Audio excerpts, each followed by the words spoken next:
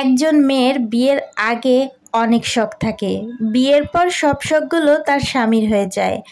আর ছেলে মেয়ে হওয়ার পর সব শখগুলো যেন ছেলে মেয়ের, তখন মন চায় ছেলে মেয়ের যেটা চায় সেটাই পূরণ করতে। সো হ্যালো এভরিওয়ান, আসসালামু আলাইকুম। কেমন আছেন সবাই? এই তো সকালের ভিডিও রান্নাবাড়া নিয়ে আজকের ভিডিওটা শুরু করেছি। আজকেও সকাল সকাল চলে এসেছি রান্নাঘরে।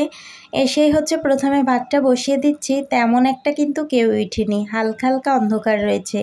ভাতটা বসিয়ে দিয়েছি, তারপর ভাবলাম পানিটা গরম দিয়ে একটু রেডি হয়ে নিই। সকাল সকাল ওঠার একটাই রিজন থাকে, সেটা হচ্ছে হাঁটতে যাওয়া।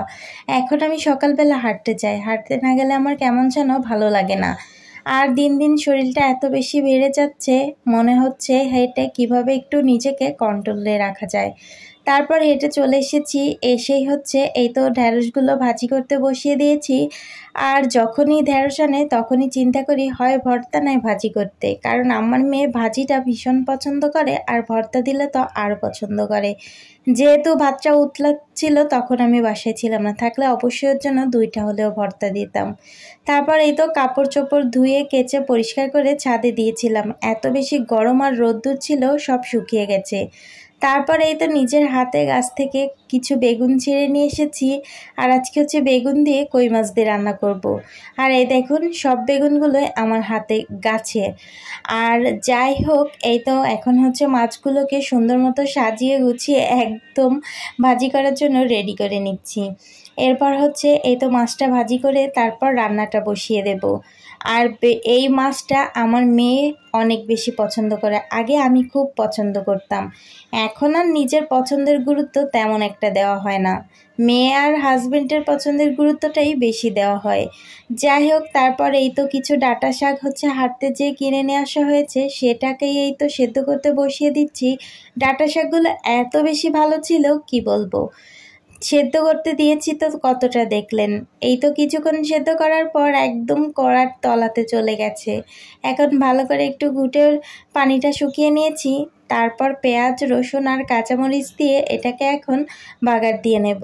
আর শাক ভাজিটা এভাবে করলে আমার কাছে বেশ ভালো লাগে। এখন শাকটা দিয়ে অনেকটা সময় ধরে নাড়াচাড়া করে ভাজা ভাজা করে নেব, দেখলেই বোঝা যাবে শাকটা ভাজি করা শেষ। তো যাই হোক, এই শাক ভাজিটা দিয়ে আজকে অনেকটাই ভাত খেয়ে নিয়েছি, আমার কাছে ভীষণ মজা লেগেছে। তারপর এই তো বেগুনের তরকারিটা বসিয়ে দেব।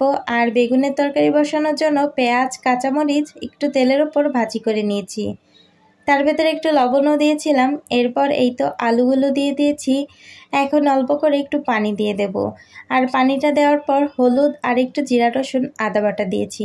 এখন মশলাটা ভালো মতো কষানোর জন্য নাড়াচাড়া করে ঢাকা দিয়ে রাখবো। এই তো মশলাটা যেহেতু তেল ফুটে গেছে, এখন একটু নাড়াচাড়া করে ঝোল দিয়ে দেব। আর ঝোলটা যখন বলক চলে আসবে তখনই বেগুনগুলো দিয়ে দেব। বেগুনটা একটু ছোট ছোট করেই কেটেছি। আর একটা বেগুনের ভেতর একদম কচি ছিল, সেই বেগুনটা কেমন একটা তিতকো তিতকো ভাব হয়েছিল। যাই হোক, এই তো বেগুনটা রান্না হতে থাকুক। এখন ভালোভাবে রান্না করা হয়ে গেছে, মাছগুলো দিয়ে দেব আর কিছুক্ষণ পর নামিয়ে ফেলবো। যাই হোক, আজকের ভিডিওটা এখানেই রাখছি। সবাই ভালো থাকবেন, সুস্থ থাকবেন। দেখা হবে অন্য কোনো ভিডিওতে। সেই পর্যন্ত সবাই আল্লাহ হাফেজ, আসসালামু আলাইকুম।